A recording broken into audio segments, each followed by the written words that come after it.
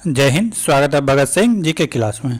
हम लोग देखेंगे एनटीपीसी के क्वेश्चन पेपर जो 2019 में एग्ज़ाम हुए थे उसके, जो कि आगामी एनटीपीसी एग्ज़ाम के लिए बहुत ही उपयोगी साबित होने वाला है। 2024 के जो एनटीपीसी वैकेंसी आए हैं उसके लिए। तो देखेंगे आज का पहला क्वेश्चन ये है 13/1/2021 के फर्स्ट शिफ्ट के क्वेश्चन पेपर। कब का है? 13/1/2021 के फर्स्ट शिफ्ट के क्वेश्चन पेपर। तो देखेंगे आज का पहला क्वेश्चन है। अगर इसका पीडीएफ लेना चाहते हैं तो हमारे टेलीग्राम चैनल भगत सिंह जी के क्लास से जुड़े। पहला क्वेश्चन क्या है? इनमें से किसने अपने साम्राज्य को संगठित एवं मजबूत बनाने के लिए सिंधु घाटी से लेकर बंगाल में स्थित सोनार घाटी तक शाही यानी कि रॉयल सड़क का निर्माण कराया, जिसका नाम ब्रिटिश काल के दौरान बदलकर जीटी रोड रख दिया गया? तो ये आसान सा क्वेश्चन था। इसका आंसर होगा शेरशाह सूरी। कौन होगा? शेरशाह सूरी। अभी जो है इसी मार्ग को NH1 और NH2 में जोड़ दिया गया है। NH1 और NH2 में जोड़ दिया गया है। ठीक है। अगर औरंगजेब की बात करें तो ये मुगल बादशाह थे। मुगल काल के अंतिम बादशाह कह सकते हैं, यानी कि पावरफुल। इसके बाद जो है मुगल का पतन हो गया था। अगर औरंगजेब की मृत्यु की बात करें तो कब हुआ था? 1707 में हो गया था। इसके बाद मुगल काल एकदम बिखर गया था। बहादुर शाह जफर की बात करें तो मुगल काल की अंतिम बादशाह था। कौन था अंतिम? जो कि 1857 में इन्होंने ही भाग लिया था। इसके बाद इसको रंगूर यानी म्यांमार के जेल भेज दिया गया था। आलम सैयद वंश का, अगर इस आलम शाह की बात करें तो ये सैयद वंश का अंतिम शासक था। कौन था? सैयद वंश का अंतिम शासक। शेरशाह सूरी के बारे में तो जान नहीं रहे हैं। ये बिहार में भी राज किए थे। इसके मकबरा बिहार के सासाराम पे हैं। अगला क्वेश्चन,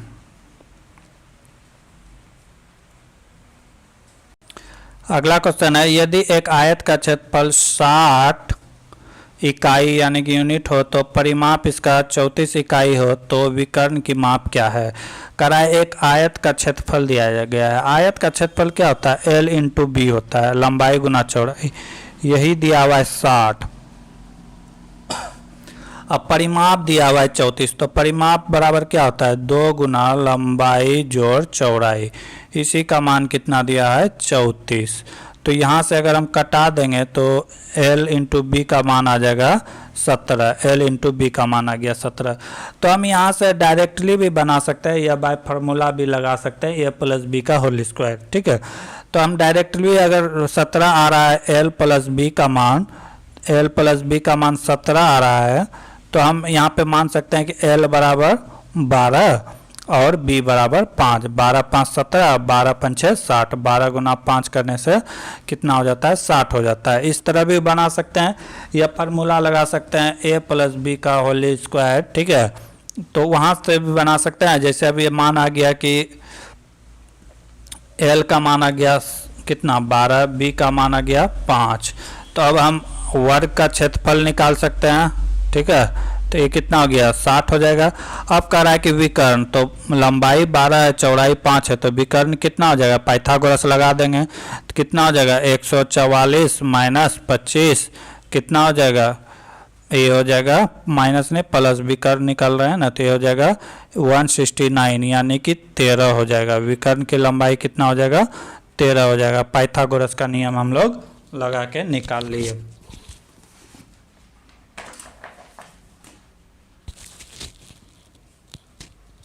अगला क्वेश्चन है यदि किसी कूट भाषा में LAP क्या क्या दिया हुआ है? LAPTO, P को क्या लिखा है?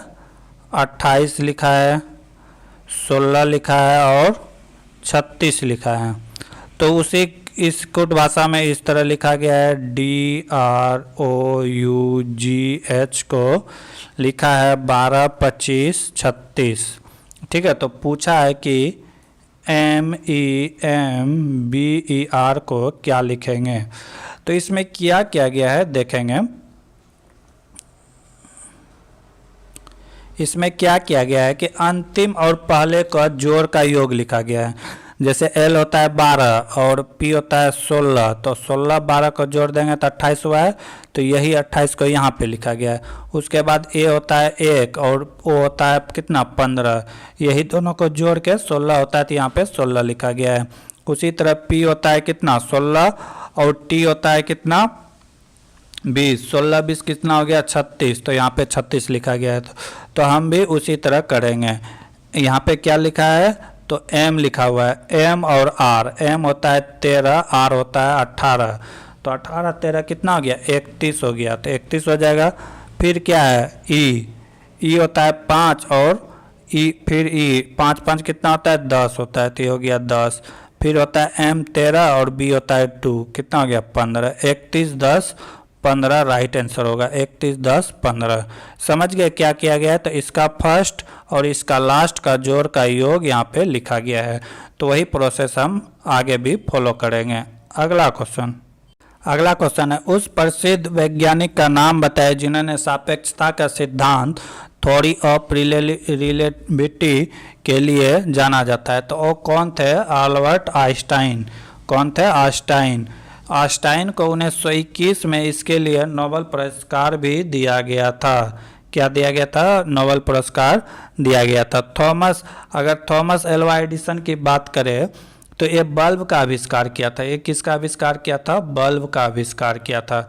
क्रिस्टन नाबार्ड की बात करें, ठीक है, अगर इसकी बात करें तो ये क्या किए थे,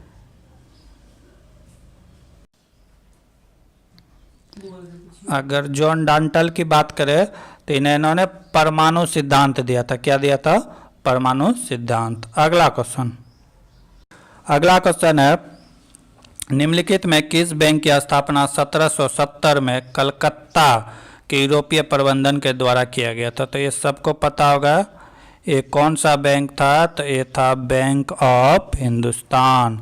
भारत की पहली बैंक की बात करें तो कौन था, बैंक ऑफ हिंदुस्तान। ठीक है, बैंक ऑफ हिंदुस्तान।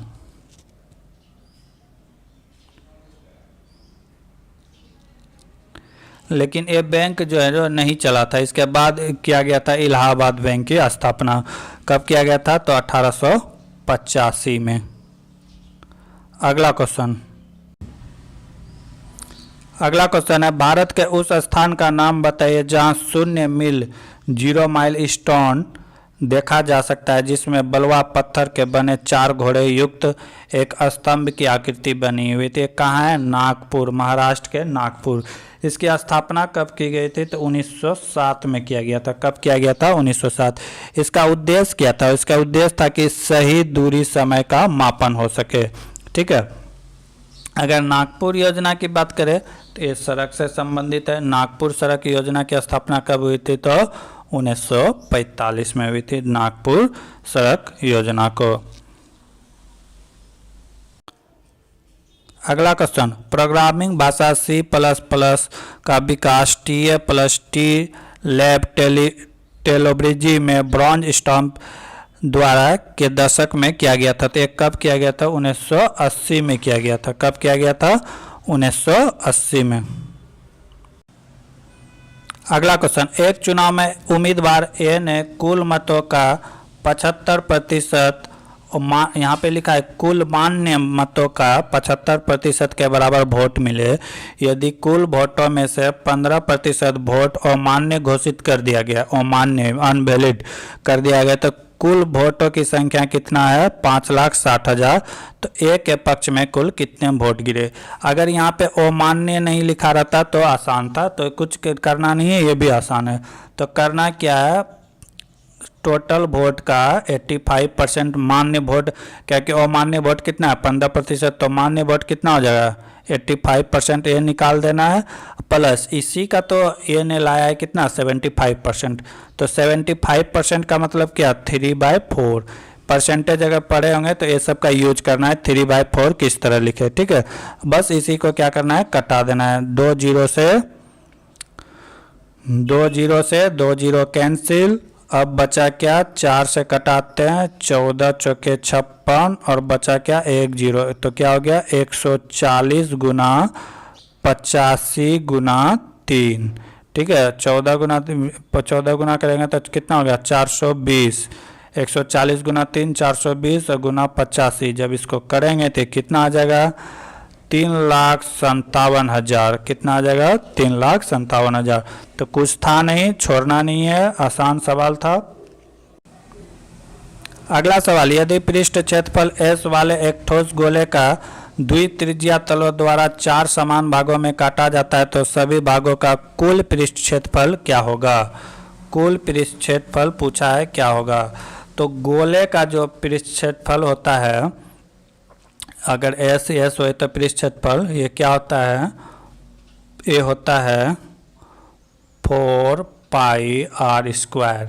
ठीक है, जब इसको क्या करा है कि 2 बराबर भागों में काटेंगे, अगर इसको 2 से डिवाइड करेंगे तो क्या हो जाएगा 2πr²। फिर क्या हो जाएगा 2 भागों में काटा गया इसको, तो और एक क्या हो जाएगा 2πr²। अब इसी को क्या कर देंगे, सबको क्या कर देंगे जोड़ देंगे, तो 4 2 6 2 कितना हो गया 8। कितना हो गया 8πr²।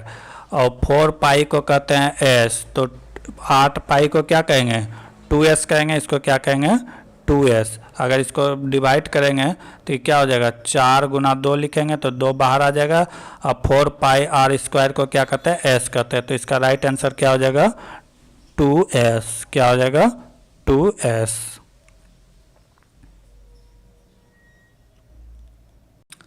अगला क्वेश्चन, भारत ने पोखरण में अपना दूसरा परमाणु परीक्षण किस वर्ष किया था। तो पहला तो 1975 में किया था, अगर दूसरा की बात करें तो कब किया था 1998 में। कब किया गया था 1998 में। उस समय अगर भारत के प्रधानमंत्री की बात करें तो के थे अटल बिहारी वाजपेयी। अगर राष्ट्रपति की बात करें तो कौन थे, तो राष्ट्रपति थे APJ अब्दुल कलाम। अगर शक्ति का नाम दिया जाए उसका नाम क्या था, तो शक्ति 98 नाम दिया गया था। क्या दिया गया था शक्ति 98। डेट अगर देखा जाए तो 11 मई 1998 को छोड़ा गया था। परमाणु परीक्षण भारतीयों के द्वारा किया गया था। ठीक है, अगला क्वेश्चन, एक आदमी किसी कार्य को पहले 5 दिन में 4 घंटा करता है, फिर अगले दिन 5 घंटा 5 दिन में करता है, फिर अगले दिन अंतिम 5 दिन में प्रत्येक दिन 6 घंटा करके काम करता है, तो 15 दिन में काम क्या हो जाता है समाप्त हो जाता है। कहता है यदि आधे घंटे का लंच लेकर एक प्रति व्यक्ति 8 दिन में वह काम 8 घंटा करता है, और ठीक है तो कह रहा है कि कितने दिन में समाप्त होगा। तो पहले तो टोटल काम हम निकाल लेंगे। टोटल काम कितना है, पहले 5 दिन किया 4 घंटा करके, फिर अगला दिन किया 5 दिन अगले दिन किया 5 घंटा, फिर अगले दिन 5 घंटा 5 दिन कितने किया 6 घंटा करके, तो कितना हो गया 20 घंटा, कितना हो गया 25 घंटा, कितना हो गया 30 घंटा।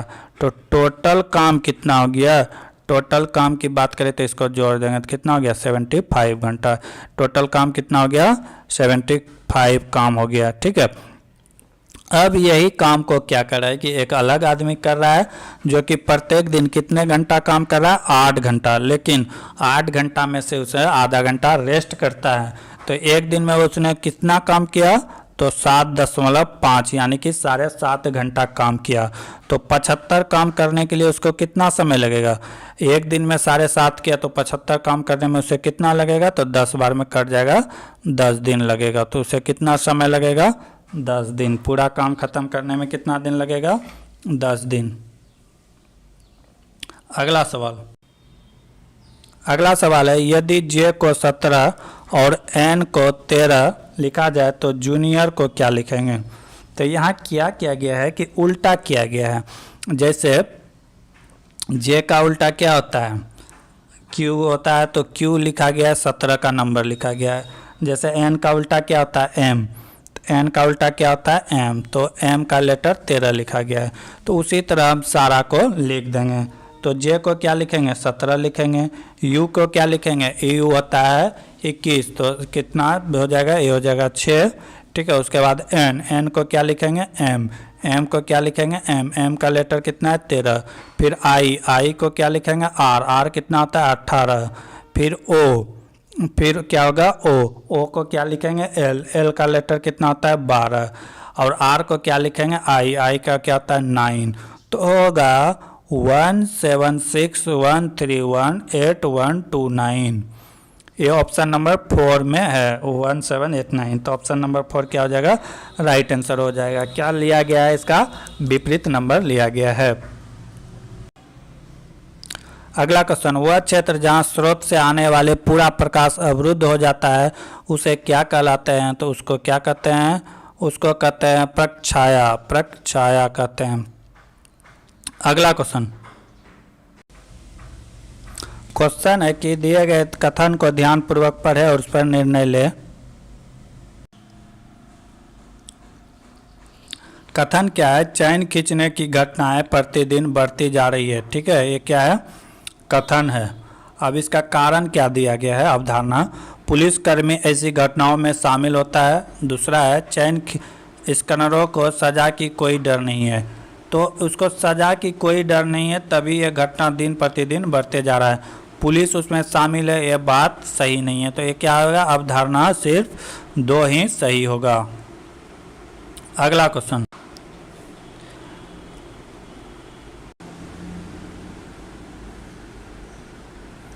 अगला क्वेश्चन है एक त्रिभुज के 2 विकर्णों का योग इसके तीसरे विकर्ण के बराबर है, तो तीसरे कोण का माप क्या होगा?